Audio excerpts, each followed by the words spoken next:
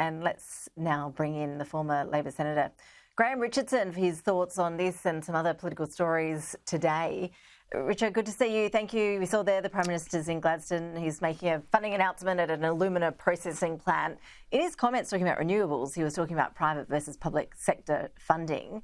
Should we be concerned that the government's picking winners when it comes to the critical minerals space? I interviewed the former WA Premier Colin Barnett recently. He was worried the government will be wasting a lot of money. He argues a good mining project would always attract investors and doesn't need government handouts.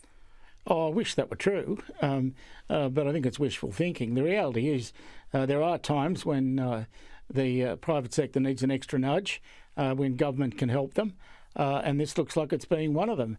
One of the things you can bet on is Albo never goes into anything without great preparation. He's not a shoot from the hip man.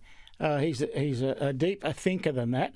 And so you know you've got a pair of pretty safe hands. There's no such thing as the safest hands ever. But I tell you what, there aren't too many people who are going to do a better job at this than Albo. Well, trying to keep Australia in safe hands, the Defence Minister Richard Marle has announced today the defence budget's getting a boost over the coming years. It'll rise as a proportion to 2.4% of GDP by 2034. Is that warranted? Plenty of Australians would be arguing that money should be better spent on health, housing, education. The list is long. Well, see, we have this problem here in Australia that our biggest trading partner is also the one we prepare for war against. And that's a dichotomy that I don't really think is very helpful for anyone on either side here. But that's what we're stuck with.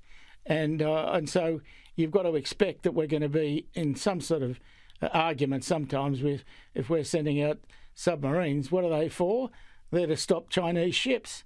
So, and yet without China, we'd be in a terrible hole economically.